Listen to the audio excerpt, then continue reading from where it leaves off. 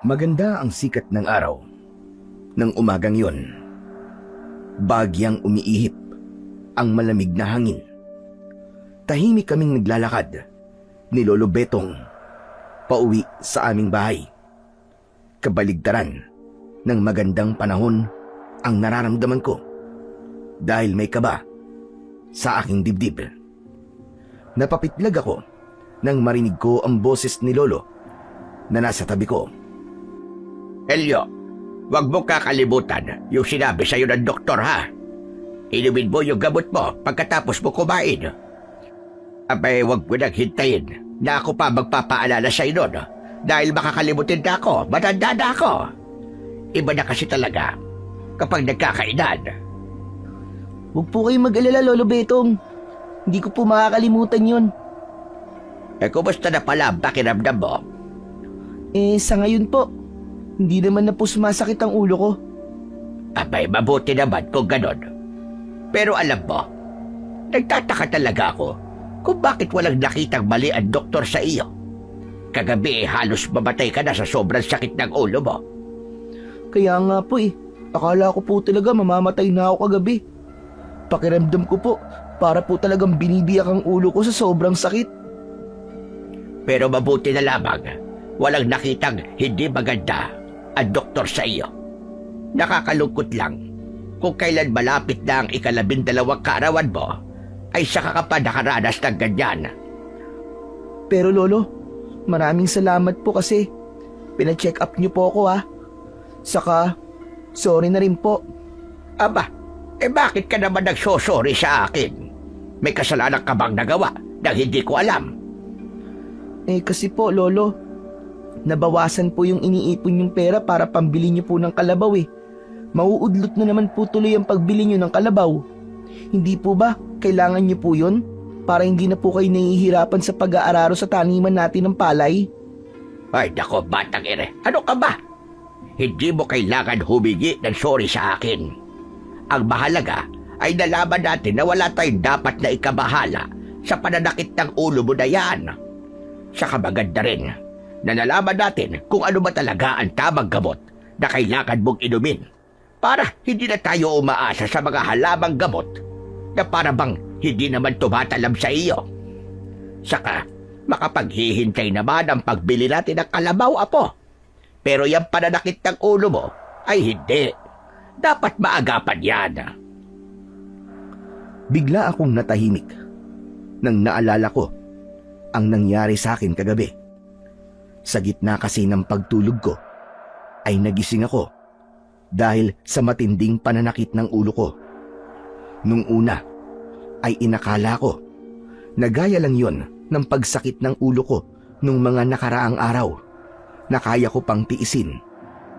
Naging normal na kasi sa akin ang pagsakit ng ulo ko dahil simula nang tumuntong ako sa edad na 11 ay palagi na yung nangyayari. Pero iba ang naging pagsakit ng ulo ko nung nakaraang gabi. Pakiramdam ko ay paulit-ulit yung pinupukpok ng martilyo na para bang may kung anong bagay ang nagwawala sa loob ng utak ko. Halos 1 oras na tumagal ang matinding pagsakit ng aking ulo. Kaya naman kinabukasan ay nagdesisyon na si Lolo Betong na ipa-check up ako sa doktor kahit pa mababawasan ang perang iniipon niya na pambili niya sana ng kalabaw. Nang nakarating na kami sa aming bahay ay nasa labas ang matalik kong kaibigan na si Dodong. Nakahiga siya sa duyan na nakasabit sa puno ng mangga. Agad kong nilapitan si Dodong habang si Lolo naman ay pumasok sa aming bahay. Saan kayo galing, Elio?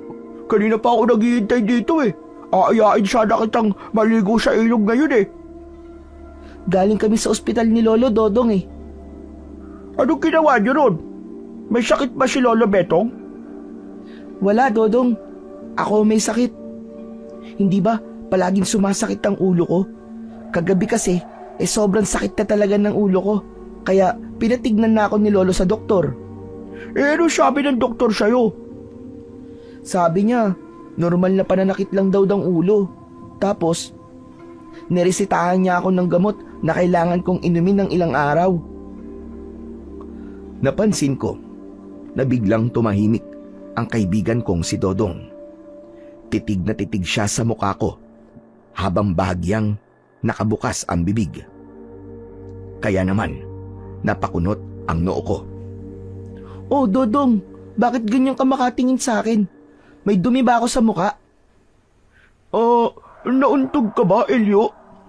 Ha? Hindi. Bakit mo naman naitanong yan?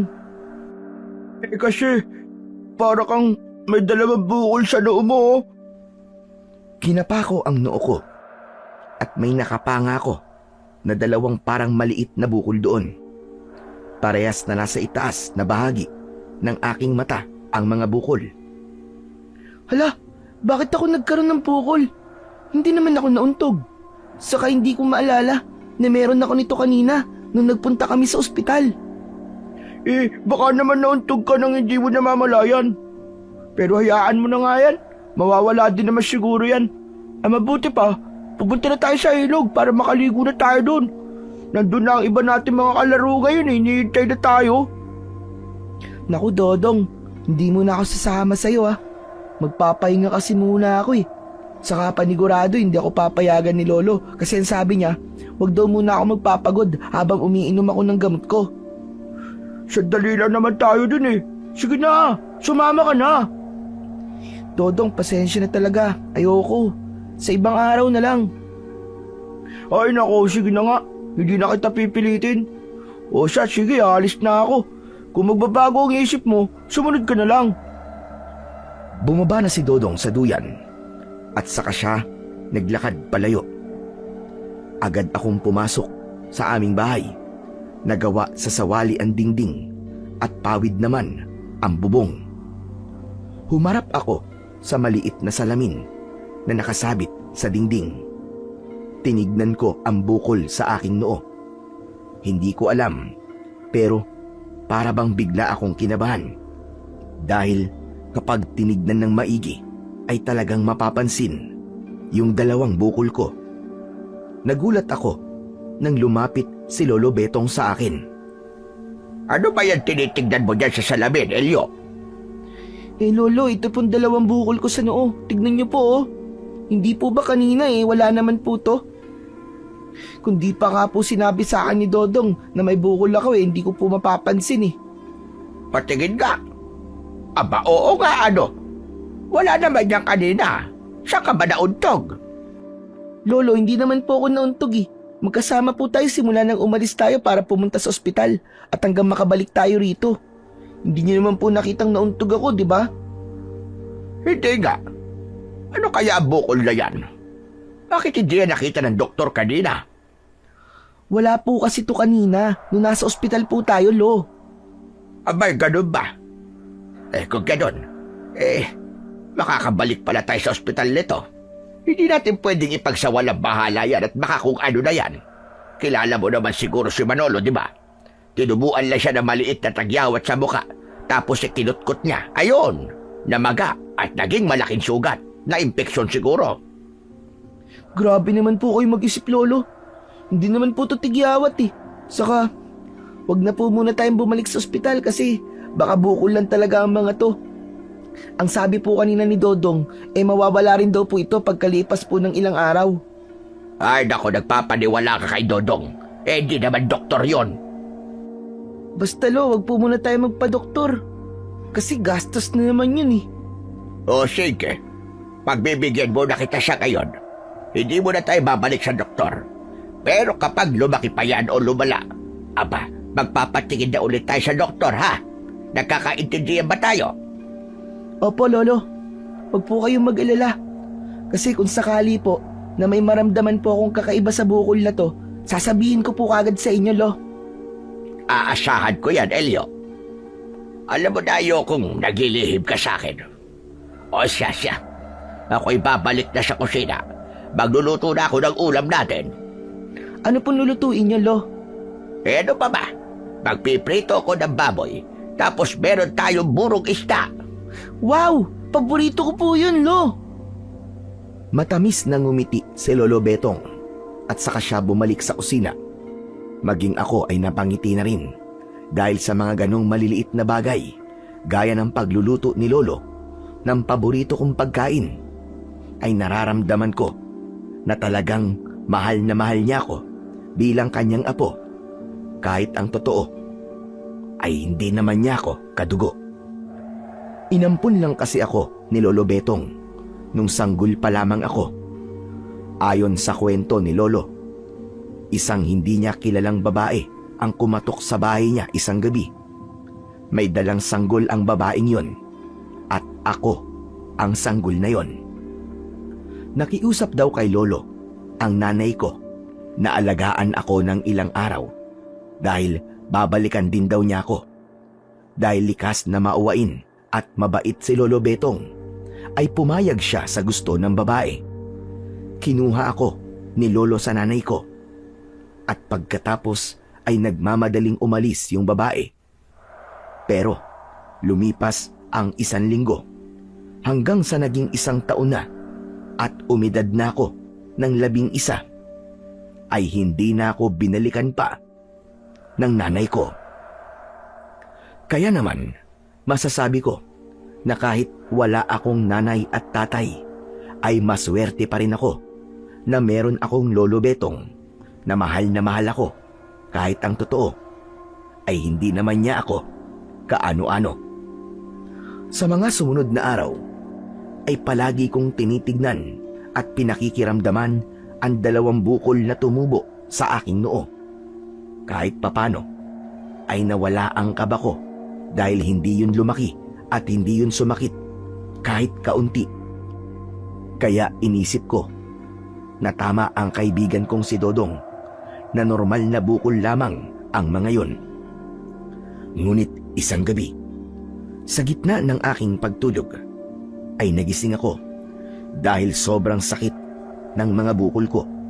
Sa una ay tiniis ko pa yon dahil ayokong magising at mag-alala sa akin si Lolo Betong.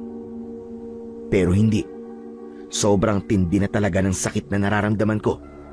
Pakiramdam ko ay binabare na ang noo ko, kaya hindi ko na napigilan ang umiyak at mapadaing. Biglang nagising si Lolo Betong na nasa aking tabi. Agad na bumakas ang pag-aalala sa mukha niya nang nakita niya akong nakaupo sa sahig habang hawak ang aking noo. Lumapit siya sa akin at hinaplos niya ng paulit-ulit ang likod ko. Ano nangyayari sa'yo, apo? Sumasakit na naman ba ang ulo mo? Hindi po. Yung mga bukol po sa noo ko, ang sakit po. Parang binubutas po ang noo ko, Lo. Ang sakit-sakit po talaga. Sabi ko naman kasi sa'yo ipatingin na natin yan sa doktor. Sandali. Sisidyan ko lang ang gasera para makita ko na maayos sa bukol mo. Sobrang sakit na po talaga, Lo. Parang hindi ko na po kaya. Alam ko, Elio. Sandali lang, tiisin mo muna. Nagmamadaling tumayo si Lolo Betong. Sinindihan niya ang gasera at lumapit siya sa akin na dala yon. Inilapag niya sa maliit na lamesa ang gasera at inutusan niya akong alisin ang mga kamay ko na nakatakip sa aking noo. Marahan kong inalis ang aking kamay at nakita ko ang gulat sa muka ni Lolo. Bakit po, Lo? Ano po bang itsura ng noo ko? Huwag mo nalang hawakan. Kaya mo pa ba tiisin ang sakit? Lo, hindi na po. Sobrang sakit po talaga. Ano po bang meron sa mga bukol ko, Lo? Bakit parang pong gulat na gulat kayo? Hahawakan ko sana ang mga bukol ko, pero mabilis na pinigilan ni Lolo Betong ang aking mga kamay. Teka, huwag! Huwag mong hawakan at baka lalo pang sumakit. Basta tiisin mo na lang muna. Bakit nga po? Ano po bang meron? Basta, makinig ka na lang sa akin. Huwag mo nang hawakan ang mga bukol mo. Naramdaman ko ang labis na tensyon ni Lolo Betong. Hindi ko maintindihan kung bakit ayaw niyang hawakan ko ang mga bukol ko. Ganun pa man, ay sinunod ko na lang siya. Inalalayan niya akong tumayo hanggang sa makabalik na kami sa pagkakahiga sa aming papag. Patawarin mo ako kung wala ako magawa para mawala ang sakit na nararamdaman mo, Apo. Kung pwede nga lang sana na kunin ko na yan sa iyo, ay ginawa ko na. Maraming salamat po, Lo. Medyo nawawala naman na po ang sakit. Sige po, matulog na po tayo. Sigurado ka ba, Elio? Opo, Lo. O sige, matulog na tayo. Basta kapag tumindi ulit ang sakit na mga bukol mo, ay gisingin mo kagad ako, hane. Opo. Nauna na akong pumikit para makita ni Lolo na kaya ko nang matulog. Naghintay ako ng ilang minuto bago ko muling binuksan ang aking mga mata. Nakapikit na si Lolo at sa tingin ko ay tulog na siya. Normal na kasi na mabilis makatulog si Lolo kasi palagi siyang pagod sa maghapon na pagsasaka sa aming maliit na taniman. Nang sandaling yon ay napakasakit pa rin ng bukol ko, pero mas pinili kong wag nang sabihin yon kay Lolo kasi mag-aalala lang siya. Gusto ko na kasi siyang makapagpahinga dahil bukas ay magtatrabaho na naman siya. Kailangan niya ng maayos na pahinga. Maya-maya pa ay pumikit na ulit ako at sa kabila ng sakit na nararamdaman ko ay pinilit ko pa rin na matulog. Kinabukasan ay nauna akong nagising. Natuwa ako kasi hindi na masakit ang mga bukol ko. Nagtungo ako sa aming batalan na nasa kusina upang doon ay magmumog. Pagkatapos kong magmumog, ay naisipan kong buksan ang pinto ng aming bahay. Ngunit nang napadaan ako sa salamin na nakasabit sa dingding, ay natigilan ako dahil may nahagip ang aking paningin sa refleksyon ko sa salamin. Nagmamadali akong lumapit sa salamin at napasinghap ako nang malaman ko na may parabang maliit na 2 sungay na umusbong sa aking noo. Ang pwesto ng sungay ay ang kinaroroonan ng aking mga bukol. Kulay itim ang mga sungay ko at sa tansya ko ay kalahating pulgada ang haba ng mga yon. Mariin kong ipinikit ang aking mga mata habang sinasampal ko ang aking sarili. Hindi. Hindi to totoo. Hindi to totoo. Nananaginip lang ako. Panaginip lang ang lahat ng to. Paulit-ulit ko yung sinabi at makalipas ang ilang segundo ay nagdesisyon na akong tignan ulit ang aking sarili sa salamin. Umasa ako na wala na ang mga sungay ko o hindi kaya naman ay magigising na ako dahil naniniwala ako na panaginip lamang ang lahat ng yon. Pero sa pagmulat ko ay nagimbal ako dahil naroon pa rin ang mga sungay sa aking noo. Hindi ko na napigilan ang sarili kong sumigaw ng napakalakas. Narinig ko ang nagmamadaling pagbangon ni Lolo Betong mula sa maliit naming kwarto. Lumapit siya sa akin at maging siya ay nagulat nang nakita ang mga sungay ko. Lolo, tignan niyo po. Tinubuan po ako ng mga sungay. Diyos ko! Ano bang kababalaghan nito? Kaya po ba ayaw niyong hawakan ko ang bukol ko kagabi? Dahil nakita niyo na po ito? Oo, pero hindi pa yan ganyang kagabi. Bahagya pa lang na nakausbog ang mga yan. Lo, bakit po ako tinubuan ng sungay? Bakit po, Lo? Sabihin niyo po sa akin. Hindi ko rin alam, Apo. Kahit ako'y naguguluhan sa nangyayari sa iyo. Pero wag mong iisipin na sungay ang mga yan. Hindi sungay ang nasa noo mo. Pero kung hindi po ito sungay, Lo, ano po ito? Ano po itong tumubo sa akin na to? Para po akong batang demonyo dahil sa mga to. Panigurado po nakakatakutan po ako ng mga tao kapag nakita po nila ako, Lolo.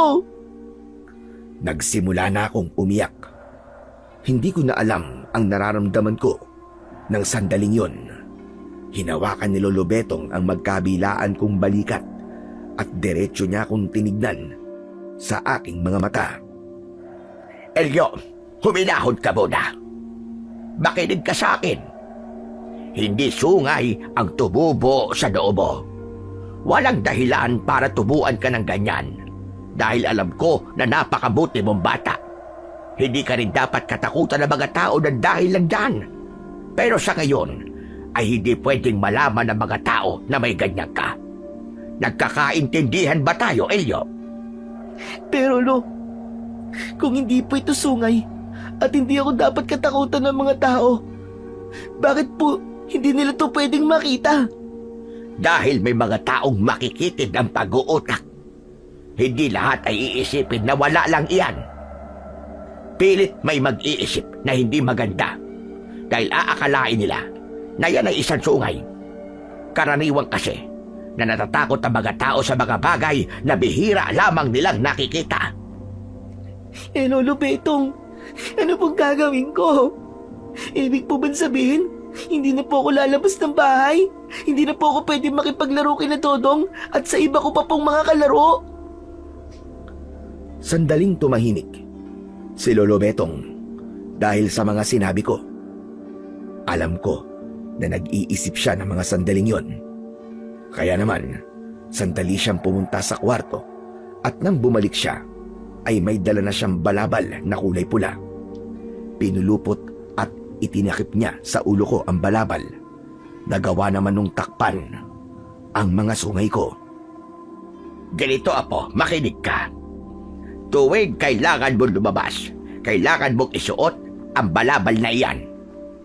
Hindi po kaya magtanong po mga tao kapag nakasuot po ako ng ganito, Lo? Ay, nako. Huwag mo na lang silang pansinin o hindi kaya. Sabihin mo na yan ay ang sinabi ng doktor na gawin mo para hindi sumakit palagi ang ulo mo. Sabihin mo na hindi pwedeng mainitan ang ulo mo. Hindi naman nila malalaman kung nagsasabi ka ng totoo o hindi. Pero Lo, natatakot po ako. Paano po ako magiging demonyo pala ako? Kaya po ako tinubuan ng sungay. Ay, nako. Sinabi nang huwag ka mag-isip ng mga ganyan eh. Maniwala ka sa akin, Elio. Hindi yan sungay. Yan ang itatak mo sa utak mo. Matapos yun, ay mahigpit akong niyakap ni Lolo Betong. Kahit paano, ay gumaan naman ang pakiramdam ko. Pero hindi pa rin tuluyang naalis ang pangamba sa aking dibdib na baka hindi lang yun ang pagbabagong mangyayari sa aking katawan. Maghapon akong hindi lumabas ng bahay. Kahit pa pwede akong maglagay ng balabal sa ulo, ay mas pinili ko pa rin ang wag nang umalis dahil sa takot kong may makaalam na meron akong sungay. Patuloy kong kinumbinsi ang sarili ko na hindi sungay ang tumubo sa noo ko. Pagsapit ng hapon, habang nasa taniman si Lolo Betong, ay dumating si Dodong na may dalang turumpo. Magtatago sana ako, pero bigla siyang pumasok sa bahay at nakita niya akong nakaupo sa isang sulok. Mabuti na lang at nakalagay ang balabal sa aking ulo dahil kung hindi ay makikita niya ang nasa aking noo. Tara, Elio! Maglaro tayo ng trumpo! Naglalaban sila Jojo doon sa plaza. Ilabas mo ang trumpo mo at ipakita mo kung gaano ka kagaling. Dodong, ayokong lumabas ngayon eh. Saka, tinatabad ako makipaglaro ng trumpo. Biglang hinawakan ni Dodong ang noo at leeg ko. Oo, wala ka naman pala lagnat eh. Bakit ayaw mo makipaglaro ng trumpo? Samantalang dati, ikaw pa ang nag-aaya sa akin na makipaglaro ng ganon. Basta Dodong, tinatamad lang ako ngayon. Sa ibang araw na lang. Ay nako, akala ko naman magiging kakampi kita sa pakikipaglaban kina Jojo ng trumpo. Ikaw pa naman ang magaling sa ganon eh. Teka Elio, bakit pala may balabal ka dyan sa ulo mo? Ha? Ito ba? Wala to. Huwag mo na lang pansinin. Maglalagay ka ba ng ganyan sa ulo mo? Kung wala lang, pabira ka naman. Sige na, sabihin mo, para saan nga yan? Siguro meron kang tinatago sa ulo mo, no? patingin nga ako. Hahablutin sana ni Dodong ang balabal ko, pero mabilis akong umiwas. Pero hindi sumuko si Dodong at pilit niya yung hahablutin. Lumayo ako sa kanya, pero nasukol niya ako dahil nasa sulok na ako ng aming bahay. Sige na, patingin lang. Alisin mo na yung balabal sa ulo mo. Hindi nga sabi pwede, Dodong eh. Umalis ka na nga. Ang damot mo naman. Hindi ako aalis dito hanggat di mo yan inaalis. Kung ayaw mong alisin, ako na lang ang gagawa nun. Hahawakan sana ni Dodong ang balabal, pero mabilis kong hinawakan ang mga kamay niya. Tawa ng tawa si Dodong na para bang nakikipaglaro lang siya sa akin, habang ako naman ay kinakabahan sa maaaring maging reaksyon ni Dodong sa sandaling makita niya kung ano ang aking itinatago sa ilalim ng aking balabal. Mabuti na lang at dumating si Lolo Betong. Doon lang tumigil si Dodong sa pagpilit na alisin sa aking ulo ang balabal. Sandali lang, ano ba nangyayari dito? Nag-aaway ba kayo dalawa? Hindi po, Lo. Si Dodong po kasi ang kulit eh. Gusto po niyang alisin yung balabal sa ulo ko. Gusto ko lang naman po malaman kung may tinatago po si Elio eh. Baka po kasi nagpakalbo siya tapos nahihiya siyang makita ng ibang tao na wala po siyang buhok. Nakalbo siya. Walang itinatago si Elio. Kailangan niyang maglagay ng balabal sa ulo niya dahil yan ang sinabi ng doktor na gawin niya. Para po ba yan sa sakit ng ulo niya? Ganun na nga. Kaya huwag ka nang makulit at huwag mo nang subukang alisin ang balabal ni Elio sa ulo niya. Ano pong nagagawa ng paglalagay ng balabal para po sa sakit ng ulo niya? Abay, hindi ko rin alam. Yun ang sinabi ng doktor kaya sinusunod lang namin. Ano nga pala ginagawa mo rito, ha, Dodong? Inaaya ko lang po na makipaglaro po si Elio ng turumpo doon po sa may plaza. Dodong, sa ibang araw na lamang kayo maglaro. Masakit pa ang ulo ng apo ko, kaya kailangan niya magpahinga. Ay, ganun po ba? Hindi naman po niya sinabi sa akin na masakit pala ang ulo niya. Sige po, Lolo Betong. Aalis na po ako. Elio, magpapagaling ka ha? Nang nakaalis na si Dodong, ay doon lang ako nakahinga ng maluwag. Isinarado na ni Lolo Betong ang pinto at saka ko lang inalis ang balabal na nakabalot sa aking ulo. Napayuko ako dahil kahit sa lolo ko ay nahihiya akong ipakita ang tila sungay sa aking noo. Salamat po dumating kayo, Lolo. Akala ko po talaga makikita na ni Dodong tong nasa noo ko eh. Ang daldal pa naman nun. Paniguradong ikikwento niya sa kung sino-sino ang makikita niya sa akin. Hayaan mo na siya. Ang importante ay wala naman siyang nakita. Pero sa susunod, huwag kang papayag na maalis siyang balabal mo, lalo na kapag may ibang tao. Kasi po, matatakot po sila sa akin. Yung totoo, oo, maaaring katakutan ka. Gaya nga ng sinabi ko, baka kung ano pa ang isipin ng mga tao. Pero huwag kang mag-alala, dahil hahanap tayo ng lunas para mawala yung nasa noo mo. Ano po kaya kung putulin na lang po natin to? Lagariin na lang po natin, Lolo. Ano ka ba? Delikado naman ang naiisip mo, Apo. Baka kung ano pa ang mangyari kapag ginawa natin yon. Mas makakabuti na ipatingin kita sa doktor. Pero huwag muna ngayon dahil marami pa akong ginagawa.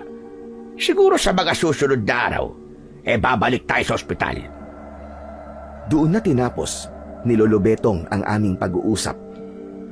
Nagtungo siya sa banyo upang maglinis ng katawan.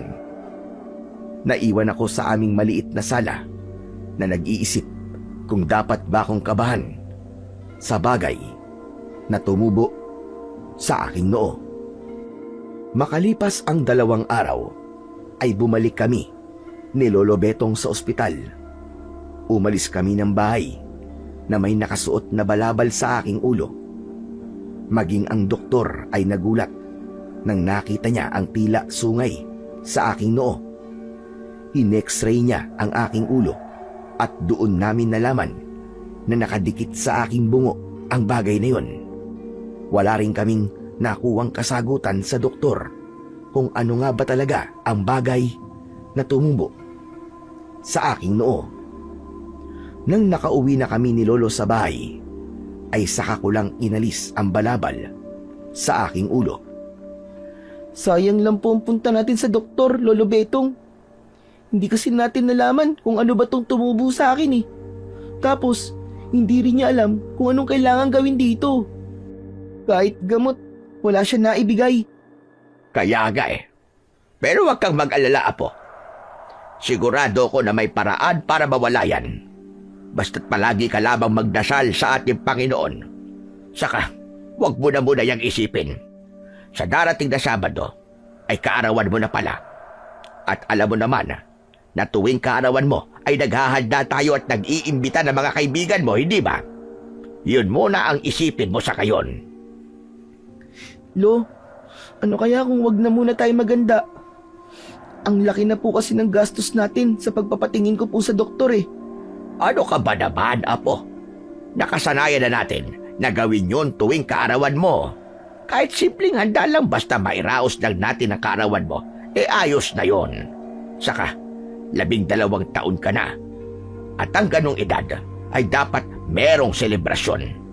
Alam mo kasi, Apo, nung bata pa ako, ay hindi ko naranasan na maghanda at magkaroon ng selebrasyon tuwing sumasapit ang aking kaarawan.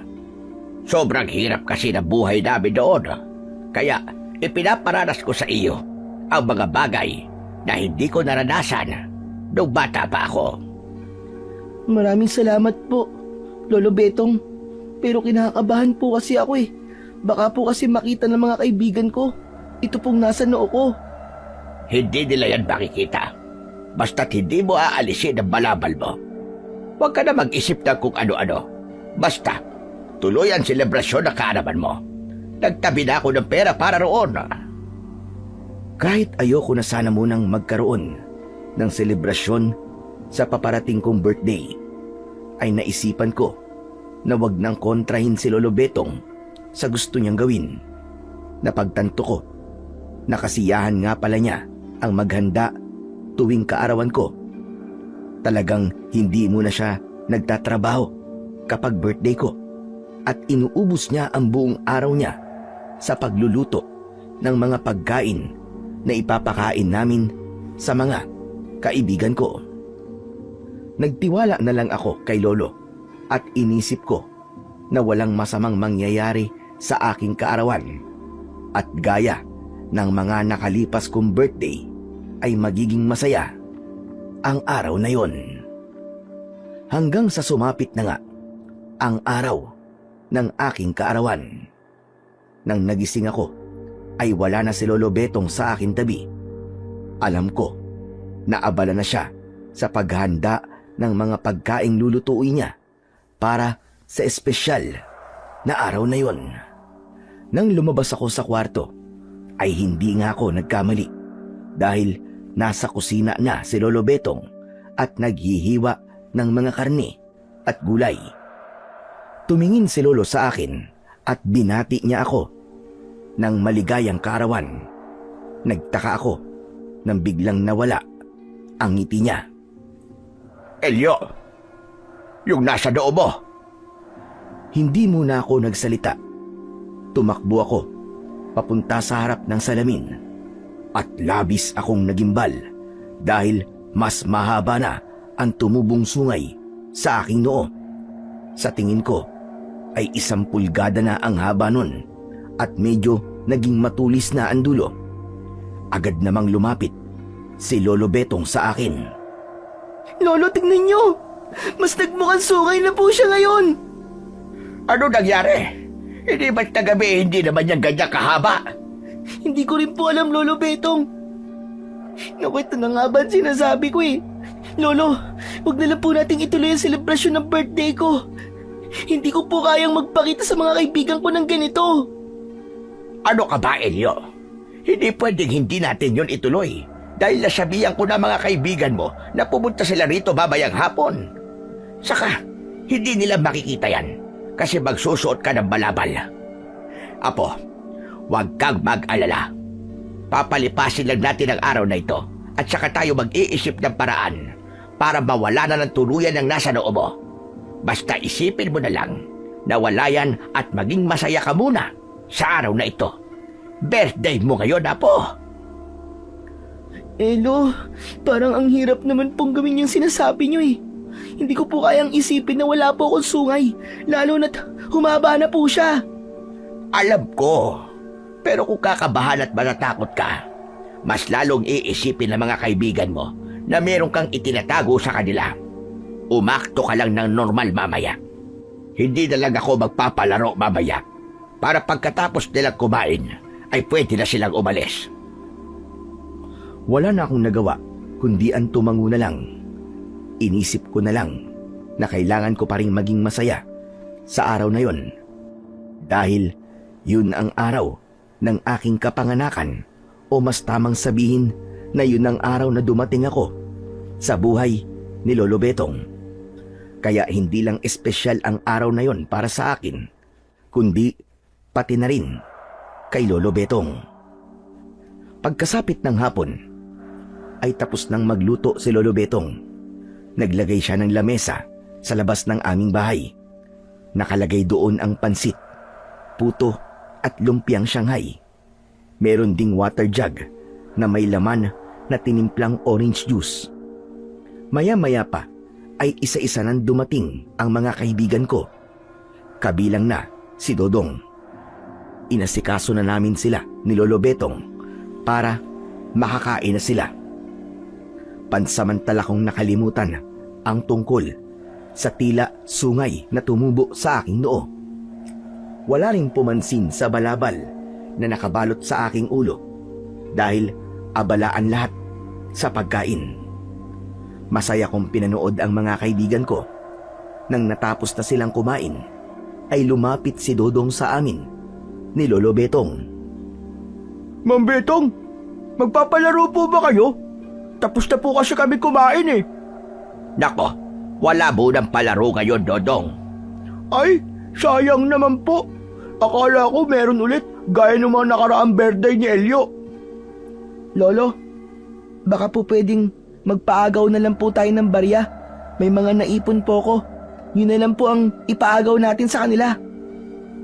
O sige, pero wag mong ubusin lahat ng ipon mo at ako na ang bahalang magdagdag. Pumasok muna kami ni Lolo Betong sa bahay upang kunin ang mga barya na ipapaagaw namin. Nang bumalik kami sa labas at sinabi ni Lolo Betong na magpapaagaw ako ng barya, ay masayang nagsigawan ang mga kaibigan ko. Hinayaan ni Lolo na ako ang maghagis ng mga barya. Nagtipon-tipon na ang mga kalaro ko sa harapan ko. Nakangiti ako habang nakatingin sa kanilang lahat at nag-aabang sa paghagis ko ng mga pera. Nang ihagis ko ang ilang piraso ng barya, ay nagkagulo sina Dodong sa pag-aagawan. Muli akong naghagis ng mga barya at mas lalo silang nagkagulo. Hanggang sa isa sa mga kaibigan ko ang lumapit sa akin at sinubukan niyang agawin ang mga natitirang barya sa aking kamay. Umiwas ako, pero nakita yon ng iba pang mga bata, kaya pinagkaguluhan nila ako. Napaupo ako sa lupa at may kung sinong hindi sinasadyang nahablot ang balabal sa aking ulo. Nanlamig ako nang matigilan ang lahat nang nakita nila ang dalawang sungay sa aking noo. Bumakas ang takot sa muka ng mga kaibigan ko. Agad namang iniharang ni Lolo Betong ang sarili niya sa akin upang itago ako. Pero huli na dahil nakita na ng mga kaibigan ko ang bagay na aking pilit na itinatago. Hanggang sa isang bata ang sumigaw na isa kong demonyo. Takot na nagtakbuhan ang mga bata palayo at kahit si Dodong ay tumakbo rin. Hindi ko napigilang umiyak dahil nasaktan ako doon. Ganun pala kasakit sa dibdib, nakatakutan ka. Tumakbo ako sa loob ng bahay at umiiyak akong dumapa sa papag. naramdaman ko na lang ang kamay ni Lolo Betong sa aking likod. Wala na. Nakita nila ang sungay ko, Lolo. Natakot po sila sa akin. Wala na po akong kaibigan. Wala na po akong kalaro. Sige lang, Apo. Iiyak mo lang yan. Kailangan mong mailabas yan. Pero ito ang tandaan mo. Hindi kabawasan sa pagkatao mo ang kung anumang bagay na nasa noo mo ngayon. Hindi yan mabubura, Apo, sa isipan ko na ikaw ay isang mabuting bata. Intindi nilang dati na mga kaibigan mo dahil ngayon lang sila nakakita ng taong may ganyan. Pero po, kung habang buhay na po silang matakot sa akin, paano pong hindi na po sila makipaglaro sa akin, Lo? Ibig sabihin, hindi sila nakalaan para maging kaibigan mo habang buhay. Ang importante ay tanggap kita, kahit na ano pa ang tumubo sa katawan mo. Wala na akong nasabi. Pagkatapos nun, iyak lang ako ng iyak at hinayaan lang ako ni Lolo na mailabas ko ang bigat na meron ako sa aking dibdib. Nang sandaling yon ay labis akong nagsisi kung bakit itinuloy pa namin ang selebrasyon ng aking kaarawan. Ilang araw na ang nakalipas simula nang malaman ng mga kaibigan ko ang tumubo sa aking noo. Hindi na ako nagulat nang mabilis yung kumalat sa aming baryo. Napansin ko na may ilang mga tao na sinasadyang dumaan sa harapan ng aming bahay at pasimple na sumisilip sa loob upang ako ay makita. Kaya naman, palagi na akong nagmumukmuk sa loob ng kwarto at nawalan na ako ng ganang lumabas kahit sa bakuran lang namin. Isang umaga, pinuntahan ako ni Lolo Betong sa kwarto ko. May dala siyang bayong, kaya alam ko na magpupunta siya sa palengke.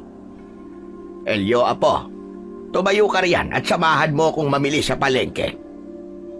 Pwede po bang kayo na lang, Lolo Betong? Hindi ko pa po kasi kayang lumabas eh. Alam niyo naman po na alam na po ng lahat ang tungkol dito sa sungay ko. Naririnig ko po na sinasabi nilang demonyo daw ako. Ay, naku, bata ka. Huwag mong intindihin na sinasabi ng mga taong may makikitig na pag-uutak at mapanghusgang dila. Halika na, sumama ka sa akin.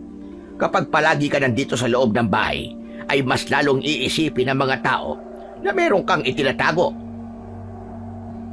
Nakuha ko ang punto ni Lolo Betong. Kaya naman, sinunod ko na lang siya. Tumayo na ako mula sa pagkakahiga. Kukunin ko sana ang balabal na nakasabit sa likod ng pinto nang biglang hinawakan ni Lolo Betong ang kamay ko. May pagtatakang napatingin ako sa kanya. Bakit po, Lo? Hindi mo na kailangang gamitin ang balabal na yan. Pero Lo, lalabas po tayo, di ba? Ang sabi niyo po sa akin eh, kailangan ko pong gamitin ang balabal na to para itago po ang sungay ko. Noon yon, Apo.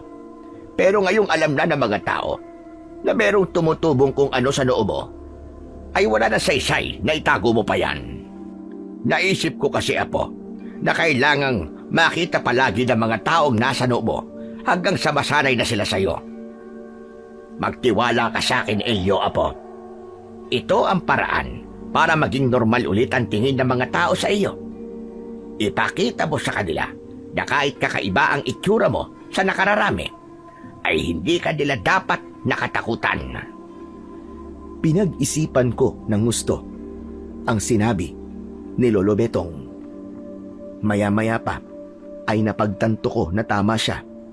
Kapag patuloy kasi akong magtatago at hindi magpapakita sa mga tao, ay mas lalo nila akong pag-uusapan. Pero kung iisipin ko na normal ako at palagi nila akong makikita, ay darating at darating din ang panahon na masasanay na sila sa aking itsura. Pumayag ako sa suwestyon ni Lolo Betong. Lumabas ako ng bahay kasama siya na walang balabal na nakatakip sa aking ulo. Hindi ko naiwasang mapansin ang reaksyon ng mga taong nakakakita sa akin. Lahat sila ay nagulat at natakot. May mga nagbulungan pa nga. Paulit-ulit na ipinaalala sa akin ni Lolo na huwag kong pansinin ang mga taong yon.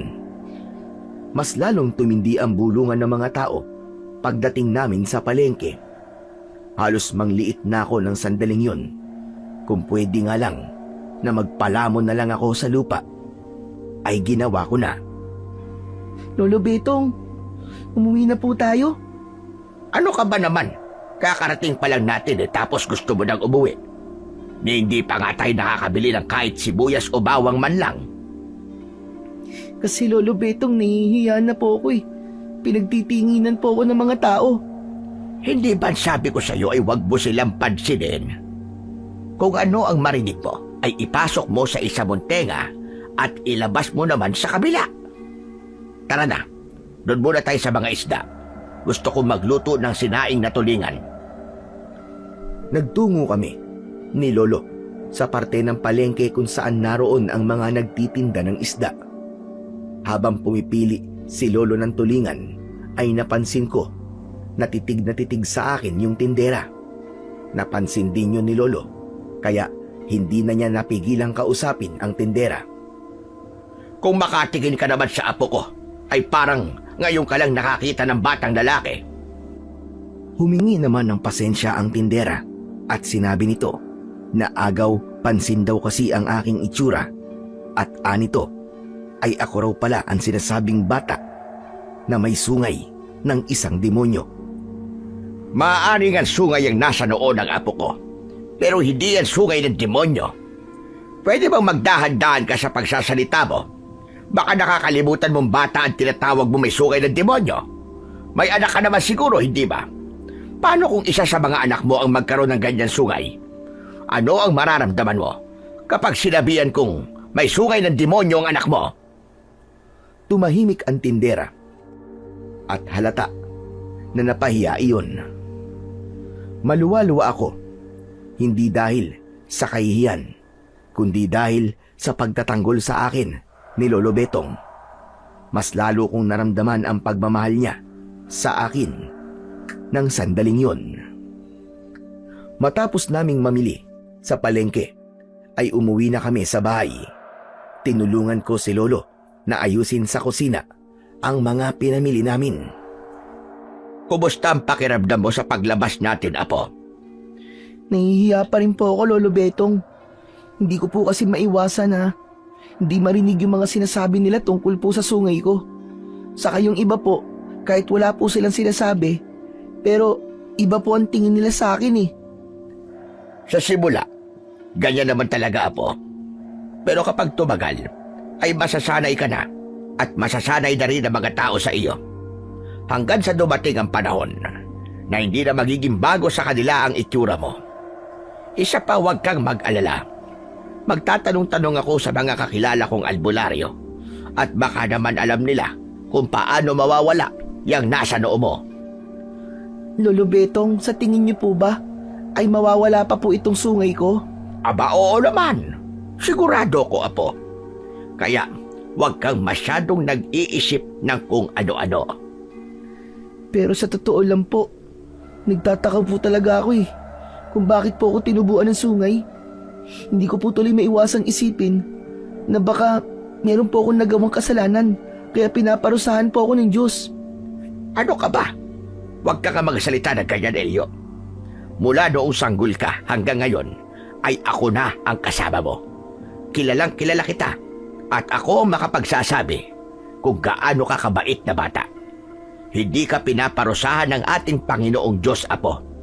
May dahilan kung bakit nangyari yan sa iyo. At malakas ang paniniwala ko na maganda ang dahilan yon. Sa ngayon, ay hindi pa natin alam kung bakit ka tinubuan ng sungay. Pero maniwala ka sa akin na may magandang dahilan ang lahat ng nangyayari sa iyo ngayon. Sa sinabing yon ni Lolo Betong, ay naging magaan ang pakiramdam ko. Tumagos kasi sa puso ko ang bawat salitang kanyang binitiwan. Naputol ang pag-uusap namin Nang marinig namin ang boses ni Dodong sa labas ng bahay, tinawag niya ako. Nang tumango si Lolo, ay lumabas ako ng bahay para harapin ang kaibigan ko na si Dodong. Napansin ko na bahagyang nakayuko si Dodong na para bang nahihiya sa akin. Anong ginagawa mo rito, Dodong? Akala ko ba natatakot ka sa akin? Hindi ba isa ka sa mga tumakbo nung nakita niyong may sungay ako nung birthday ko? Sorry Elio, kung tumakbo ako noon. Nadala lang kasi ako sa takot at sigawan ng mga kaibigan natin Pero promise, hindi naman talaga ako natakot sa'yo Nagulat lang talaga ako kasi hindi ko akalain na yan pala ang itinatago mo sa balabal mo. O ngayon, alam mo na may sungay ako. Makikipagkaibigan ka pa rin ba sa akin? Oo naman, no? Kaya nga ako nandito kasi magsusorry ako sa'yo ngayon Ngayon lang talaga ako nagkaroon ng lakas ng loob na kausapin ka. Sorry talaga, Elio Sorry kung isa ako sa tumakbo nung nakita namin ang sungay mo. Okay na yun. Pinapatawad na kita, Dodong. Masaya ako na kahit may sungay ako, ay kaibigan pa rin ang tingin mo sa akin.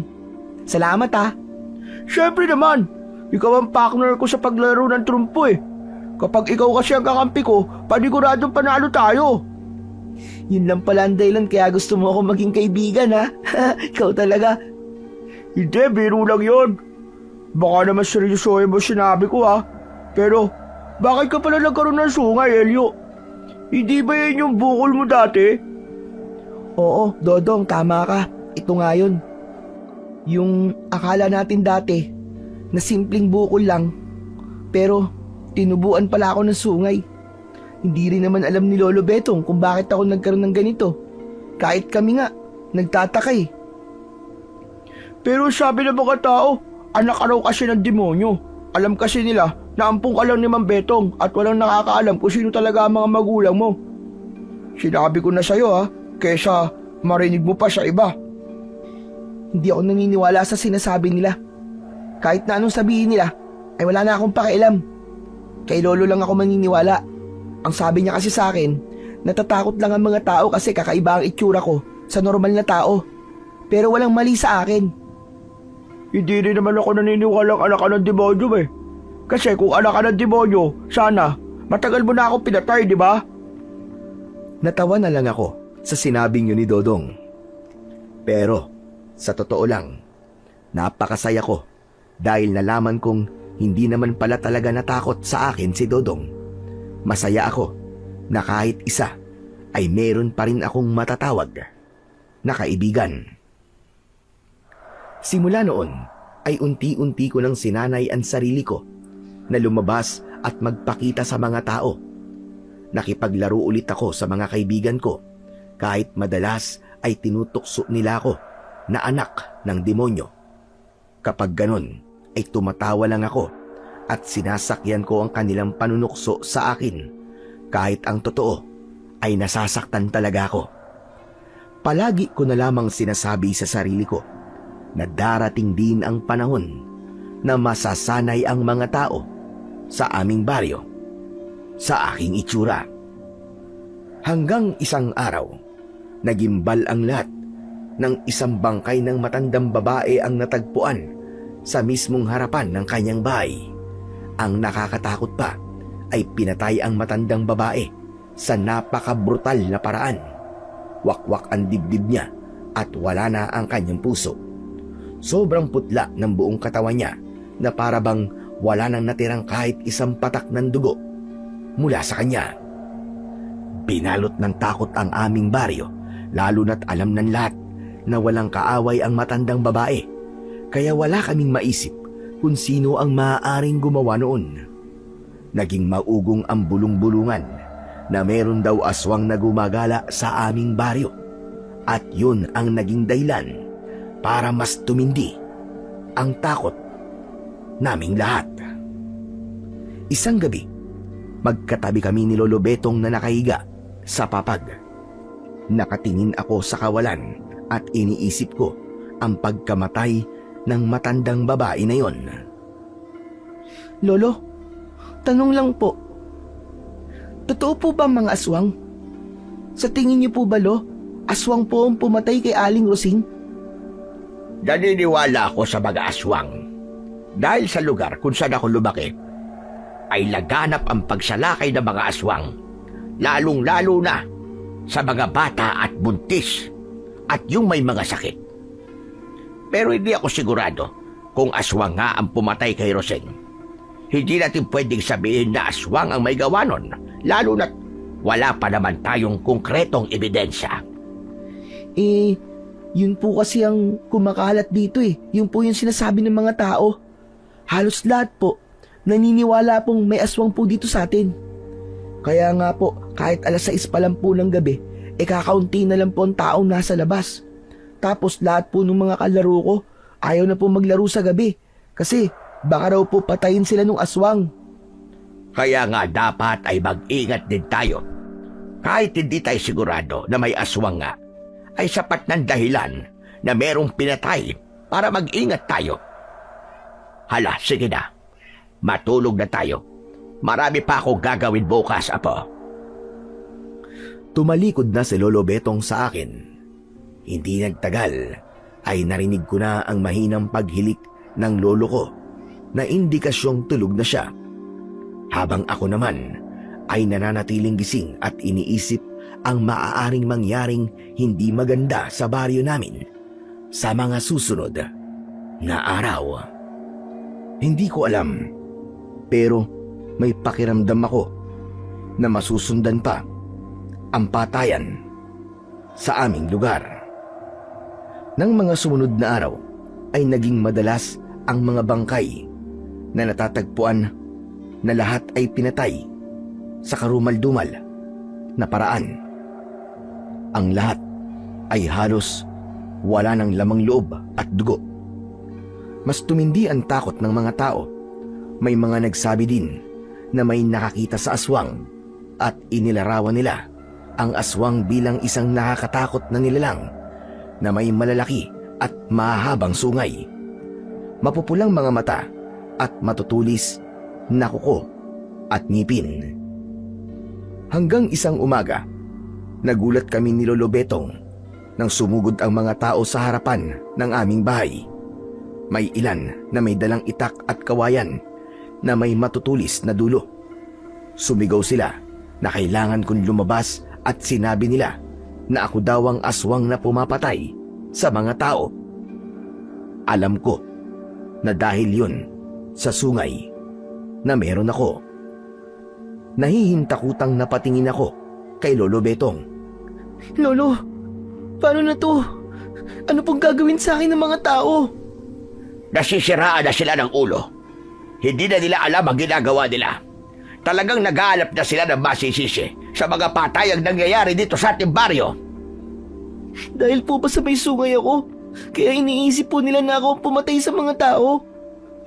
Lolo, alam niyo po na hindi ko po yun magagawa. Wala po akong kasalanan, Lolo Betong. Alam ko yun, Apo. Huminahon ka. Kaya dito ka lang sa loob ng bahay at huwag kang lalabas kahit na ano mangyari. Ako ang haharap sa kanila. Pero Lo, sandali lang. Baka po kung anong gawin po nila sa inyo. Dito na lang din po kayo. Huwag na po kayong lumabas, Lolo Betong. Hindi, Apo. Kailangan ko gawin ito. Kailangan ko silang harapin. Dahil paniguradong hindi sila aalis hanggat hindi ko sila nilalabas. Huwag kang mag-alala. Walang masamang mangyayari sa akin. Lalo na sa'yo. Hindi naman ako makikipag-away sa kanila. Kakausapin ko lamang sila at liliwanagin ko na wala kang kinalaman sa mga patayang nangyayari dito. Wala na akong nagawa nang lumapit na si Lolo Betong sa pinto at binuksan niya yon.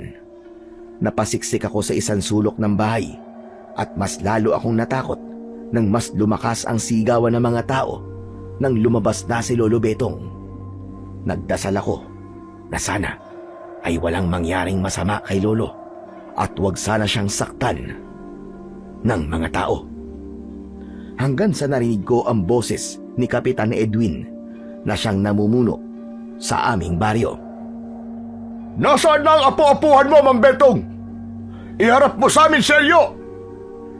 At anong kailangan nyo sa kanya, Kapitan? Bakit kayo nagtitipon dito? At may dala pa kayo mga itak at sibat. Isang bata lamang ang gusto nyo makaharap. Pero napakarami nyo at may mga sandata pa kayo. Dahil mabuti na sigurado. Mas mabuti na ang handa kami kaysa kami mapahamak. Hindi isang normal na bata, Celio. Dahil ba sa bigla siyang tinubuan ng sungay, ganun ba? Yun lang ang kakaiba sa kanya. Pero bukod doon, ay masasabi ko na isa pa rin siyang normal na bata. Anong normal? May normal ba na nagagawang pumatay sa hindi makataong paraan, ha, Mang Betong? Naiintindihan namin kung bakit pinoprotektahan mo si Elio. Pero ginagawa namin ito para sa kaligtasan nating lahat. Si Elio ang aswang na pumapatay dito sa baryo. Kaya ilabas mo siya dahil kailangan niya managot sa mga kasalanang nagawa niya. Alam namin na inampun mo lang si Elio. Hindi natin alam kung ano ang pinagbulan niya. At marami nagsasabi na simula ng tinubuan ng sungay si Elio ay nagsimula na rin ang patayan dito. Hindi ba kayo nahinala yun? Malakas ang aming hinala na nagising na ang halimaw na nasa loob ng kanyang pagkatao dahil sa pagtubo ng sungay niya. Yun ang isang malaking patunay. May ebidensya ba kayo na magpapatunay na ang apo ko nga ang gumawa ng mga pagpatay? Sige nga. Meron bang nakakita sa kanya ni isa sa inyo na siya talaga ang pumapatay sa mga tao? Hindi na namin kailangan pa ng matibay na ebidensya. May nagsasabi na may mahabang sungay ang aswang na kagaya ng sa apo mo. Malamang sa umaga ay maikli lang ang sungay ni Elio, pero tuwing gabi ay humahaba yon at saka siya magbabago ng anyo bilang isang ganap na aswang. Kaya kung mahal mo ang baryo natin, Mang Betong, isuko mo na sa amin si Elio. Ilabas mo siya dahil kung hindi, kami mismo ang papasok sa bahay nyo para kunin siya na sapilitan. Hindi nyo maaaring gawin yan, Edwin. Wala kayong karapatan na pumasok sa bahay ng may bahay. Lamang sa batas ang naisip nyong gawin. At pwede ko kayong idemanda. Magdemanda ka hanggang gusto mo. Pero hindi mo kami mapipigilan sa gusto namin gawin. Dinagawa namin ito para sa kapakanan at kaligtasan ng mas nakararami. Kaya bibigyan kita ng isa pang pagkakataon, Mang Betong. Ilabas mo na ang apo mo na si Elio. Hayaan mong ipataw namin sa kanya ang kaparusahan na nararapat sa kanya. Ganyan na ba katindi ang kaduwagan ninyo? Paparusahan niyo ang isang bata. Hindi nga kayo sigurado na si Elio ang pumatay sa mga taong yun. Nabubulagan ka na, Mang Betong. Malamang ay ginamitan ka na ng itim na kapangyarihan ni Elio para protektahan mo siya. Natatawa ko sa mga sinasabi mo, Kapitan Edwin. Sagun pa lang si Elio ay kasama ko na siya. Ako ang makapagsasabi na hindi siya isang aswang at ang sungay na tumubo sa kanya ay hindi dahil sa isa siyang aswang. Kung ganun, ipaliwanag mo nga sa aming lahat kung bakit siya tinubuan ng sungay. Sige, makikinig kami. Hindi nakasagot si Lolo Betong sa tanong na yon ni Kapitan Edwin.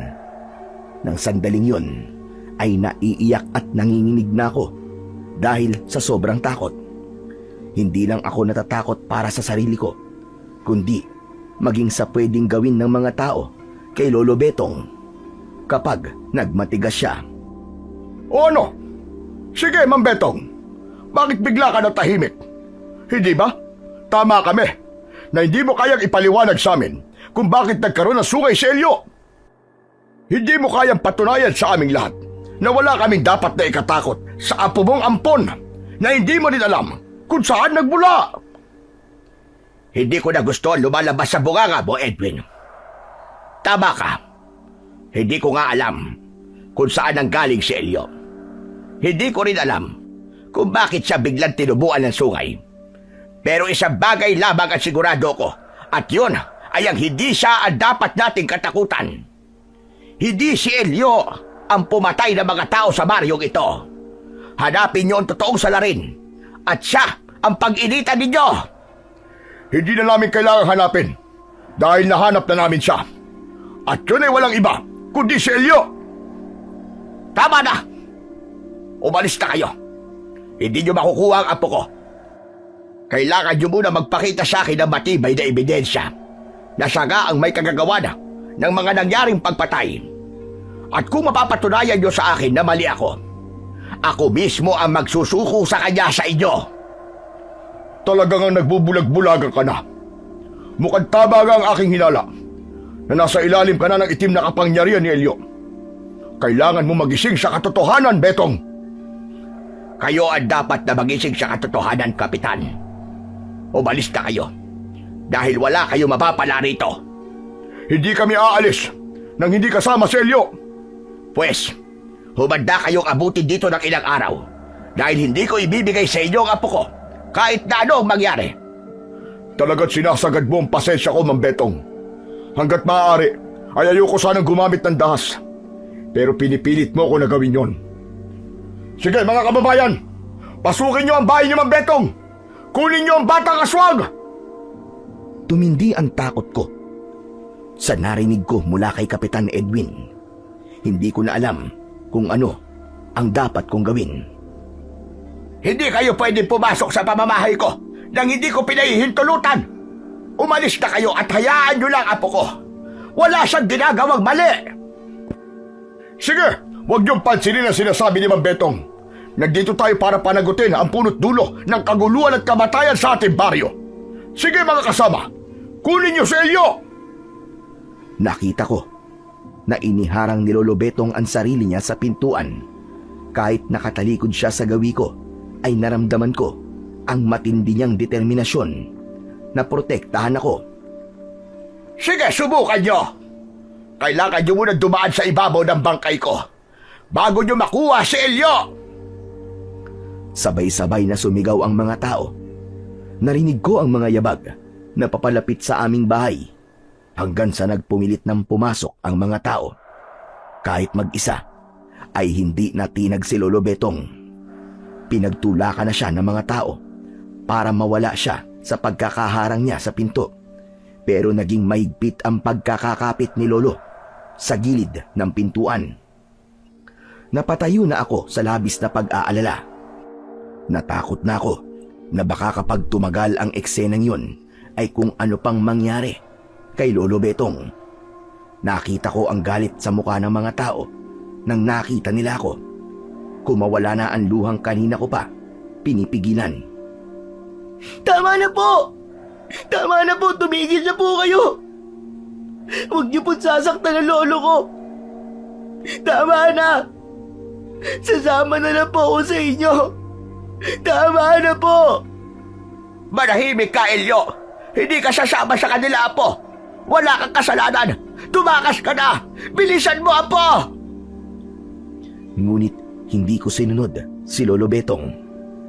Nang sandaling yun, ay mas naisip ko ang kaligtasan ni Lolo Betong kesa sa aking sarili.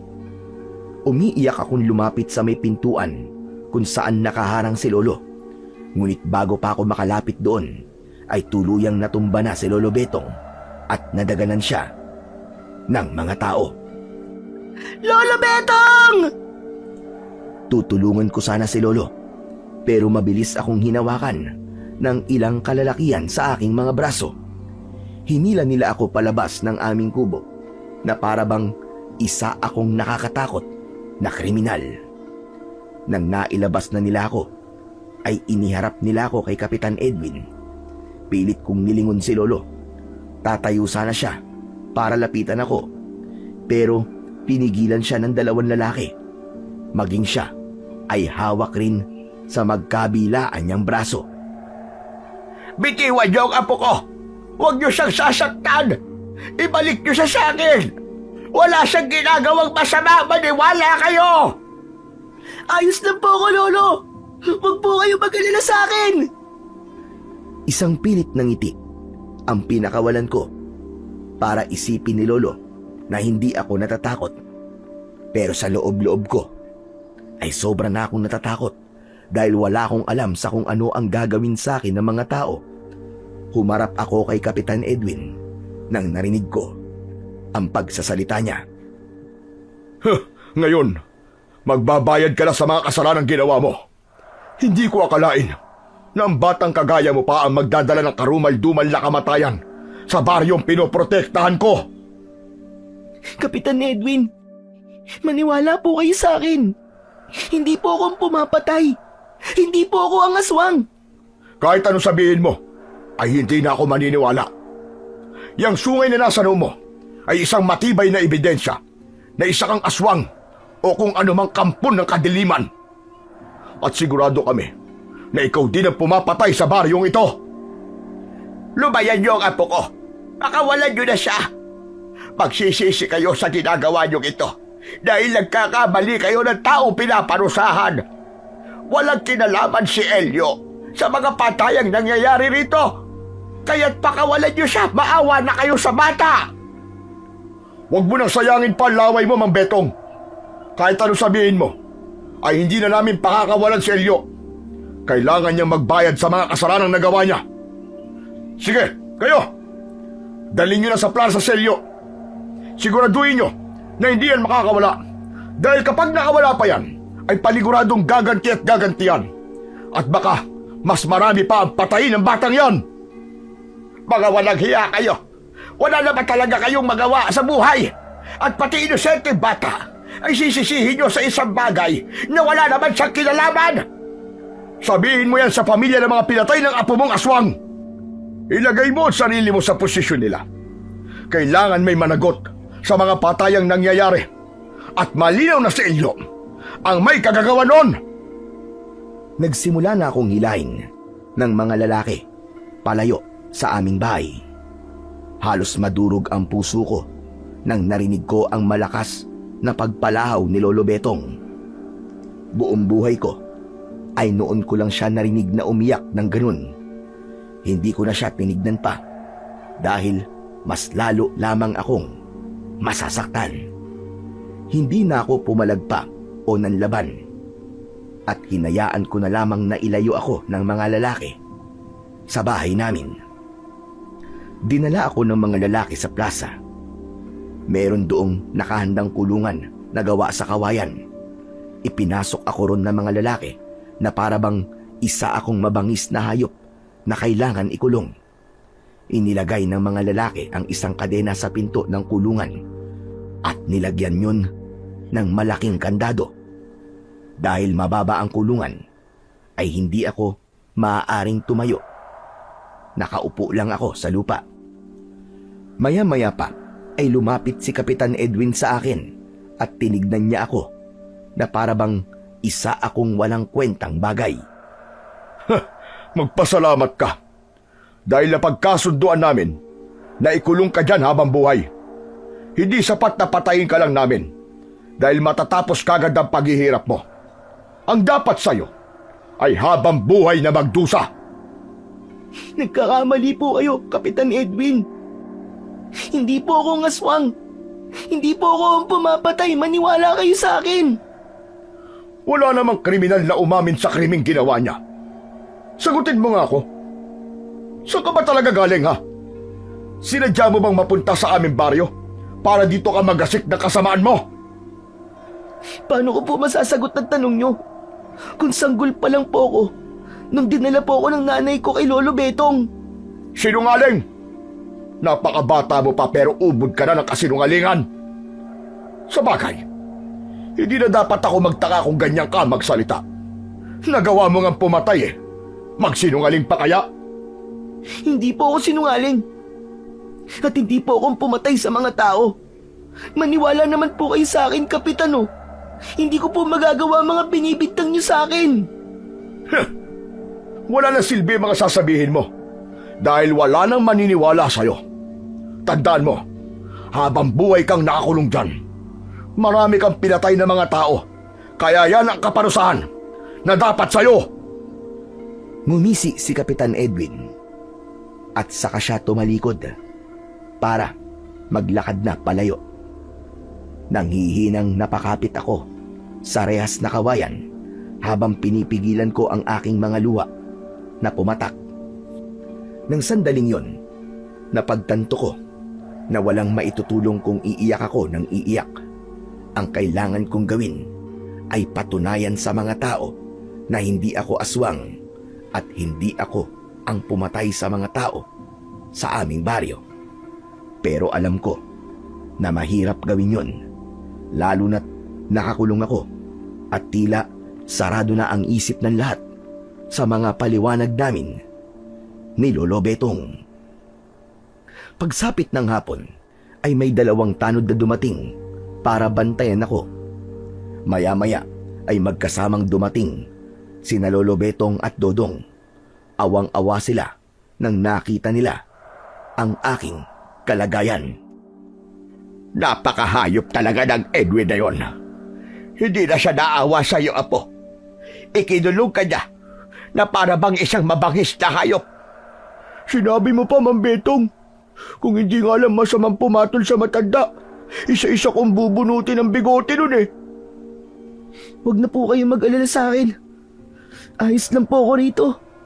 Pinakain po nila ako ng tinapay kanina. Ang sabi po ni Kapitan, habang buhay daw po akong ikukulong dito, kaya panigurado po na palagi po ako nilang bibigyan ng tubig at pagkain para mabuhay po ako. Kahit na, hindi ka dapat nakakulong dito, apo. Wala kang kasalanan. Kung sino man ang aswang na pumapatay, ay malamang malaya pa sa sandaling ito. Pero huwag kang mag-alala, Elio. Nagawa ko ng paraan para mapatunayan sa lahat, at lalo na kay Kapitan Edwin, na wala kang kasalanan, apo. Lolo, parang awa niyo na po. Tama na. Huwag niyo na pong awayin si Kapitan. Baka po kasi kung ano pang gawin nila sa inyo eh. Hindi ko na kailangan kumilos o makipagtalo pa sa kanya para patunayan na hindi ka isang aswang, apo.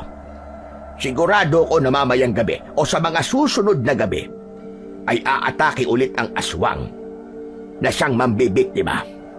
At kapag nangyari yon, kapag may namatay na naman, ay doon nila malalaman na hindi ikaw ang aswang. Dahil kung magpapatuloy pa rin ang pagpatay at nakakulong ka rito, ay doon natin mapapatunayan na wala kang kasalanan. Kinilabutan ako sa sinabing yun ni Lolo Betong. Bumigat ang pakiramdam ko dahil kailangang may mga buhay na mawala para lamang mapatunayan ko na inosente ako. Ngunit ang bagay na yon ay hindi ko na kontrol dahil hanggang sa sandaling yon ay malaya pa rin ang totoong salarin sa patayang nangyayari sa aming baryo. Nang iwanan na ako ni Lolo Betong at Dodong ay umupo ako sa isang sulok ng kulungan. Nakayakap ako sa mga binti ko at tahimik akong nagdasal sa Panginoong Diyos na sana ay matapos na ang lahat ng yon. Nagulat ako nang may isang bato na tumama sa kulungan. Pag-angat ko ng aking muka ay nagulantang ako nang makita ko ang mga taong nasa harapan ko. May hawak silang mga bato at bakas sa mukha nila ang matinding galit. May mga sumigaw at tinawag akong salot at aswang. Maya-maya pa, pinaulanan nila ako ng bato. Doon na ako tuluyang napaiyak dahil sa sobrang takot. May mga batong hindi tumama sa akin dahil sa rehas na kawayan yon tumama. Pero meron ding mga bato na nakalusot at tumama sa iba't ibang parte ng aking katawan. Tama na! Tama na po! Tama na! Maawa na po kayo sa akin! Tama na po! Tila bingi ang mga tao sa pakiusap at pag-iyak ko. Patuloy lang sila sa pagbato sa akin. Hindi ko na alam kung gaano ako katagal sa ganoong sitwasyon hanggang sa tumigil na ang mga tao at umalis sila na para bang walang nangyari. Kinagabihan, tanging tubig lang ang ibinigay sa akin. Hindi na ako nagreklamo dahil alam kong kahit na anong sabihin ko sa mga nagbabantay sa akin ay hindi naman nila ako pakikinggan. Kaya wala na akong nagawa kundi ang tiisin ang gutom na nararamdaman ko. Humiga ako sa malamig na lupa at namaluktot ako upang kahit papano ay mabawasan ang lamig na aking nararamdaman.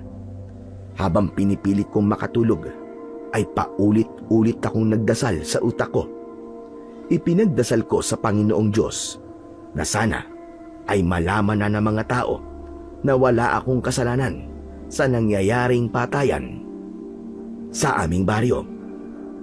Nang dahil sa labis na pagod, ay unti-unting bumigat ang talukap ng aking mga mata. Hanggang sa tuluyan na akong pumikit.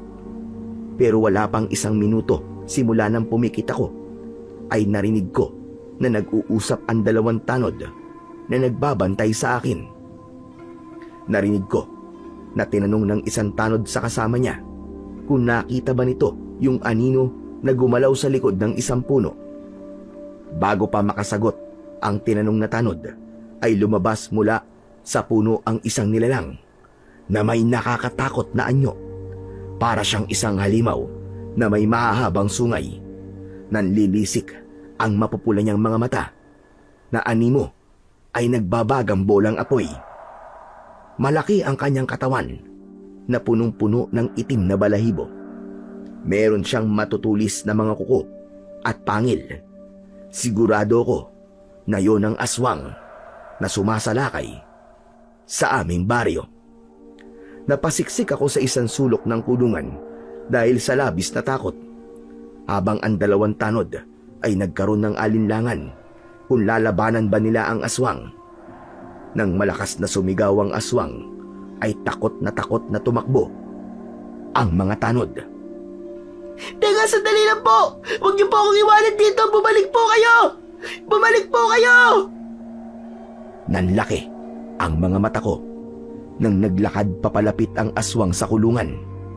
Mas lalo kong napasiksik sa sulok at inisip ko na yun na ang aking magiging katapusan.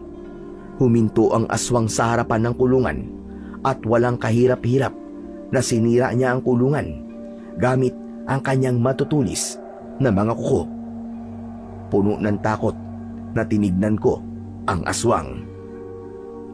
Parang awa niyo na po, mga aswang. Huwag niyo po ako papatayin. Maawa na po kayo sa akin. Walang imik na hinawakan ako ng aswang at isinampay niya ako sa kanyang balikat. Nagsimula akong magwala at nagpumiglas. Pinagsususuntok ko ang likod ng aswang pero wala yung epekto sa kanya. Pakawalan niyo ako! Pakawalan niyo ako! Parang awa niyo na! Pakawalan niyo ako! Alam kong walang silbi ang pagmamakaawa ko na yun. Pero nang sandaling yun kasi, ay hindi ko na alam ang gagawin ko. Hanggang sa mabilis na tumakbo ang aswang palayo, habang bitbit niya ako sa kanyang balikat na para bang isakon-sako ng bigas.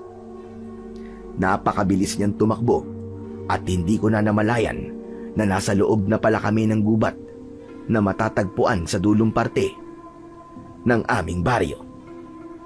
Makalipas lamang ang ilan sandali, ay huminto na sa pagtakbo ang aswang.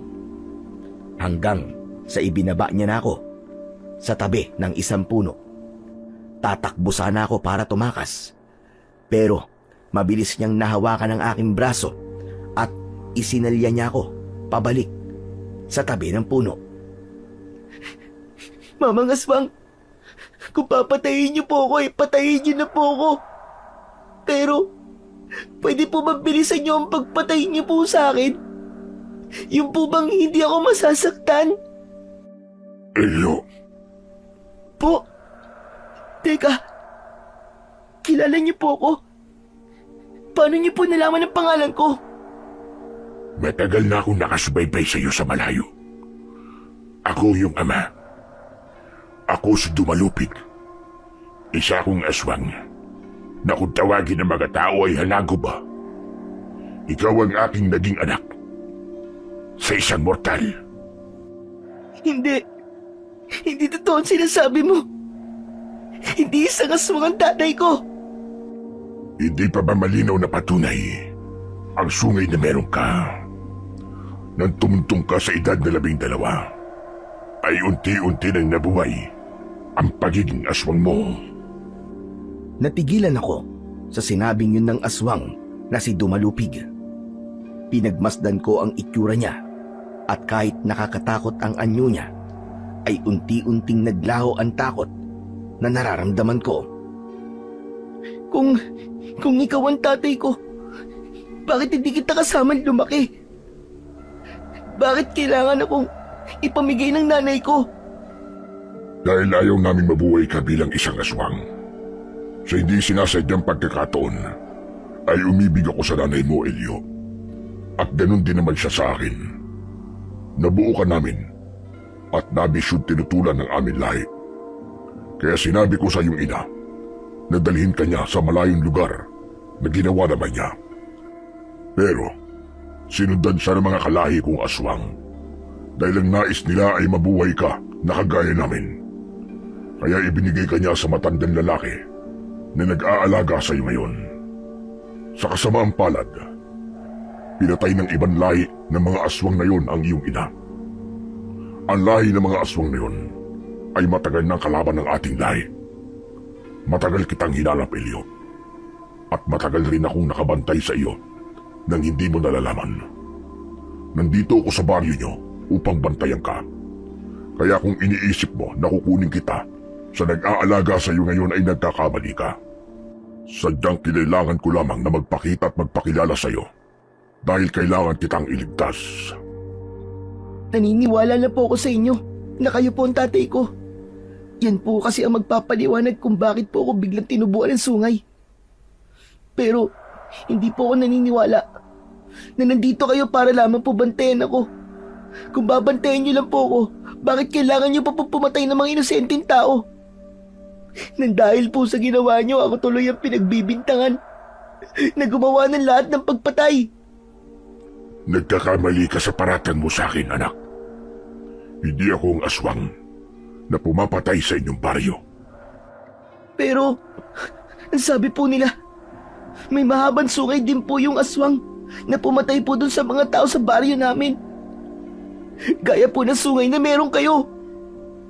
Hindi ako ang aswang na yon. Ang aswang na yon ay isa ring hanagop na kagaya ko. Si Daluyong ang aswang na yon. Kalaban siya ng ating lahi. Siya ang pumatay sa iyong ina. Nandito siya dahil hinahanap ka niya. Nais kanyang patayin dahil gusto niyang ubusin ang lahi natin. Alam niya na kapag napatay ka niya, ay mapuputol na ang ating pagpaparami. Totoo po ba yung sinasabi ninyo? Walang dahilan, anak, para magsinungaling ako sa iyo. Diretso kong tinignan si Dumalupig sa kanyang mga mata. Naramdaman ko ang sinseridad sa mga salitang kanyang binitiwan. Nang sandaling yon ay hindi pa rin ako makapaniwala sa mga katotohanang nalaman ko. Kahit kasi bigla na lang akong tinubuan ng sungay, ay hindi ko inisip na maaari palang anak ako ng isang aswang. Maaari ba kitang mayakap, aking anak?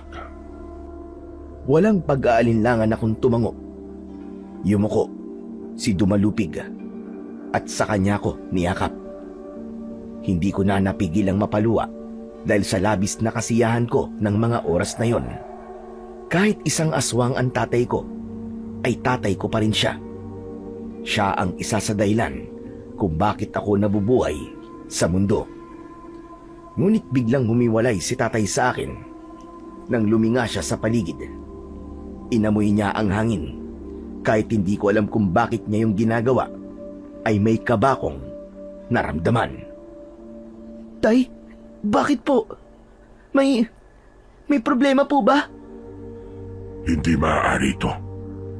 Nararamdaman ko si Daluyong. Nasa paligid na siya. Napakapit ako sa braso ni tatay nang mula sa isang puno na nasa aming harapan ay tumalon ang isa pang aswang. Mas malaki siya at mas nakakatakot ang kanyang itsura. Wala siyang balahibo pero kulay abo ang kanyang balat. Nakakatawa naman na nagtagpo na kayong mag-ama. Pero nakakalungkot din na ito na ang una't huli niyong pagkikitang dalawa dahil sisiguraduhin ko na mapapatay ko na kayong dalawa ngayong gabi. Maraming salamat, Dumalupig, dahil ikaw na ang gumawa ng paraan para madali kong mahanap ang iyong anak. Hindi ako papayag.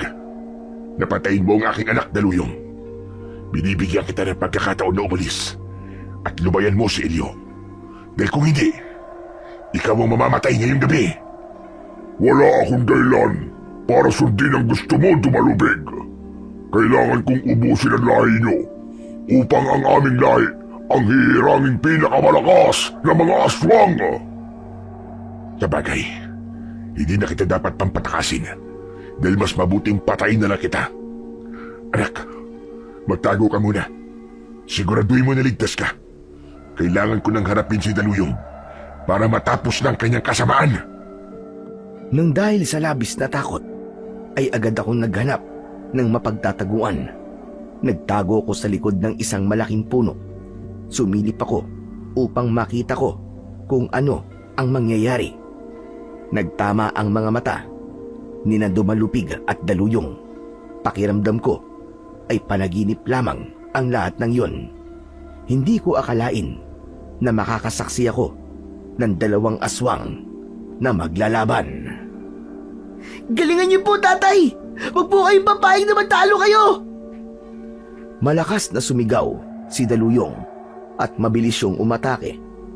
Sa sobrang bilis niya ay parang kumurap lang ako at nasa harapan na niya si Dumalupig.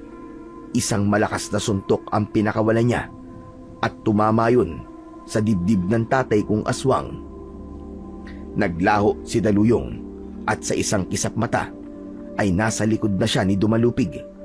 Isang malakas na sipa ang pinakawalan niya na naging dahilan para mapasubsob sa lupa ang tatay ko. Agad namang tumayo si Dumalupig at sinunggaban niya ang kanyang kalaban. Kinagat niya yun sa leeg at saka malakas na ibinalibag sa lupa. Nakangising tumayo si Daluyong habang matiim na nakatingin sa tatay ko na si Dumalupig.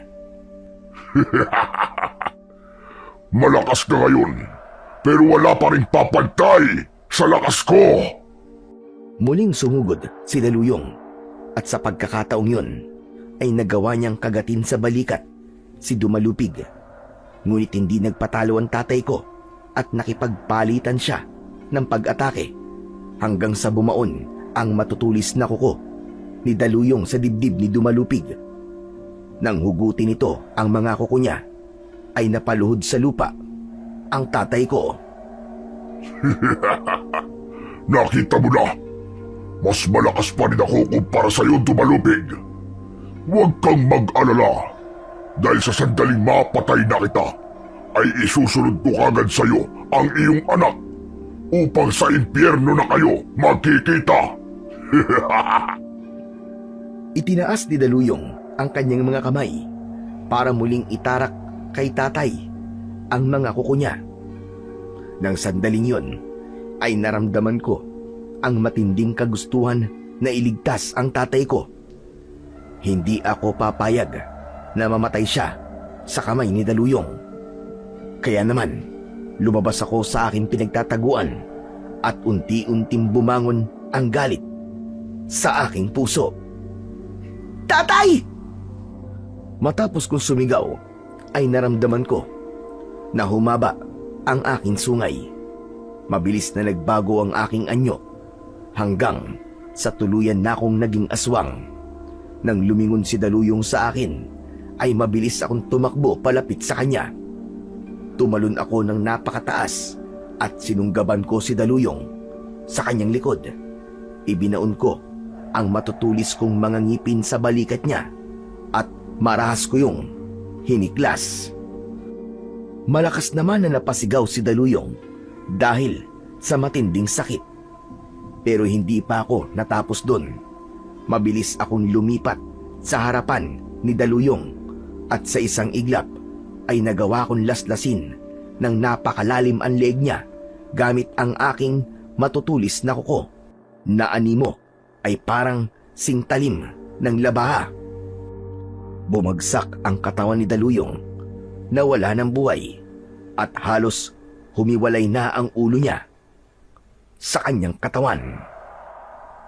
Habang habol ko ang aking paghinga, habang unti-unting lumiliit ang aking sungay, ay bumalik na ako sa pagiging tao. Nang humarap ako sa tatay ko, ay nasaan yung tao na ako. Agad ko siyang tinulungan na makatayo. Maraming salamat sa pagliligtas mo sa aking buhay, anak. Hindi ako makapaniwala na sa ganyang edad mo ay ikaw na ang papatay kay Daluyong. Kahit ako po, Tay. Hindi rin po ako makapaniwala sa nagawa ko. Naramdaman ko po kasi na kailangan ko po kayong iligtas. Siguro po, yun ang nagtulak sa akin para maging matapang at mailabas ko po kung sino po talaga ako. Pero Tay, ibig po ba sabihin ay isa na po kong ganap na aswang? Huwag kang mag-alala, anak. Dahil hindi buo ang dugo ng aswang na nananalaytay sa'yo. Ang mga gaya mo ay may kakayang mamili kung paano ka mabubuhay. Pero alam ko na nais mong mabuhay bilang isang tao. Kaya may isang bagay akong ipagkakaloob sa iyo. Inilahad ni tatay ang kanyang palad at nakita ko ang isang itim na bato. Ito ay isang mahiwagang bato, anak, na kailangan mo lulukin. Mananatili ito sa loob ng iyong katawan habang ikaw ay nabubuhay. Ang batong ito ay bibigyan ka ng kakayahan na kontrolin ang iyong pagiging aswang. Gamit ang iyong isip ay magiging aswang ka lamang sa sandaling naisin mong maging aswang upang ipagtanggol ang iyong sarili sa kapamakan. Walang pagdadalawang isip na kinuha ko ang itim na bato at nilunok ko yun. Naramdaman ko ang paggapang ng bato sa aking lalamunan. Wala pang isang minuto ay naramdaman kong nawala na ang aking sungay. Hala! Nawala po ang sungay ko, Tay! Maraming salamat po! Tandaan mo, anak. Maaari ka pa rin maging aswang. Pero yun ay kung nais mo lamang. Maaari mong gamitin ang pagiging aswang mo upang ipagtanggol ang mga mahal mo sa buhay. Salamat po. Salamat po, Tay. Napakasaya ko po. Kasi nakilala ko na po kung sino ang tatay ko. Sayang nga lang po. Kasi wala na po si nanay. Naniniwala ako, anak, na kung nasan man ang iyong ina, ay masaya siya dahil nabubuhay ka sa paraang gusto namin. Pero Tay, may problema pa po ako eh. Iniisip po kasi ng mga tao na ako po ang aswang na pumapatay po sa aming baryo. Hindi nagsalita si tatay. Sandali siyang tumahimik. Nilapitan niya ang walang buhay na katawan ng aswang na si Daluyong at tuluyan niyang pinugot ang ulo nun. Heto, anak. Kunin mo ang ulo ni Daluyong. Ipakita mo ito sa mga tao sa inyong lugar. Sabihin mo na ikaw ang pumatay dito. Nang sa ganun ay mapatunayan mo sa lahat na wala kang kinalaman sa mga patayang nangyari sa inyong lugar. Magandang ideya nga po yan, Tay. Salamat po. Sige na, anak. Bumalik ka na sa inyong baryo. Huwag kang mag-alala dahil palagi lang akong nakabantay sa iyo at nakasubaybay. Sigurado ko na hindi pa ito ang ating huling pagkikita. Mag-iingat ka, anak. At palagi mong tatandaan na mahal kita. Nang kunin ko ang ulo ni Daluyong, ay mabilis na nawala si tatay sa harapan ko.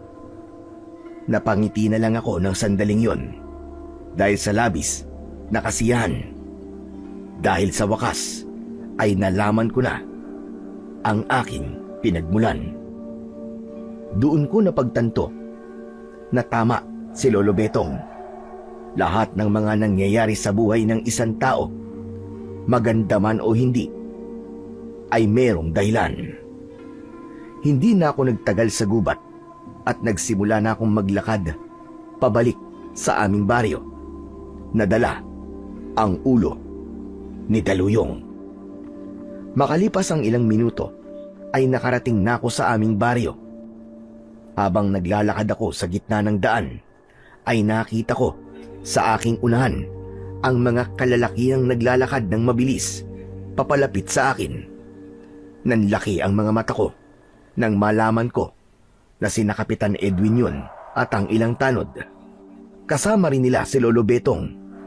Lahat sila ay nagulat nang makita ang dalakong ulo ng aswang. Si Lolo Betong lang ang lumapit sa akin. Diyos ko, salamat sa Diyos at ligtas ka, Apo. Nang malaman ko na may isang aswang ang kumuha sa iyo, ay agad ako sumama kina Kapitan sa paghahanap sa iyo. Wala na po ang aswang na kumuha sa akin, Lolo. Ito na po. Natalo ko na po siya. Ibinato ko sa paanan ni na Kapitan Edwin ang pugot na ulo ni Daluyong. Sinabi ko na lang sa kanila na yun ang ulo ng aswang na kumuha sa akin upang hindi na sila magtanong pa. Elio, iho, patawarin mo kami kung inisip namin na ikaw nga ang aswang na pumapatay sa baryo natin. Nang kunin ka ng aswang na yon, ay doon lang namin napagtanto na nagkamali kami. Pero Elio, paano mo napatay ang aswang na yan? Importante pa po ba yung kapitan? Ang mahalaga po ay patay na po ang aswang at wala na po siyang mabibiktima pa. Lo, umuwi na po tayo. Gusto ko na po magpahinga. O sige. Pero Apo, ang sungay mo, paanong nawala ang sungay mo? Mahabang kwento po, Lo. Sa bahay na lang po natin pag-usapan. Pagod na po ako. Nagsimula na kaming maglakad ni Lolo Betong pauwi sa aming bahay. Hindi maalis ang ngiti sa akin labi dahil sa mga nangyari sa gabing yun. Nakakapagod, pero mas lamang ang aking kasiyahan dahil bukod sa napatunayan ko na sa lahat na hindi ako ang aswang na pumapatay ng mga tao sa aming baryo, ay nakilala ko rin ang aking totoong ama. Nang makauwi na kami ni Lolo Betong, ay ikinuwento ko sa kanya ang lahat ng nangyari. Ipinaalam ko rin sa kanya kung sino ba talaga ako at kung saan ako nagmula. Maging ang dahilan kung bakit nawala ang aking sungay ay sinabi ko rin sa kanya. At sa kabila ng mga nalaman ni Lolo Betong, ay buong puso niya pa rin akong tinanggap at sinabi niya na walang magbabago sa pagkakakilala niya sa akin at sa kanyang pagmamahal. Sa mga sumunod na araw ay naramdaman ko ang paghanga ng mga tao sa akin dahil alam nila na ako ang pumatay sa aswang, at nang dahil sa mga nangyari ay natutunan nila na hindi hadlang ang itsura ng isang tao para gumawa siya ng kabutihan. Hindi rin dapat hinuhusgahan ang isang nilalang base sa panlabas na anyo, dahil ang tunay na mahalaga ay meron siyang mabuting kalooban.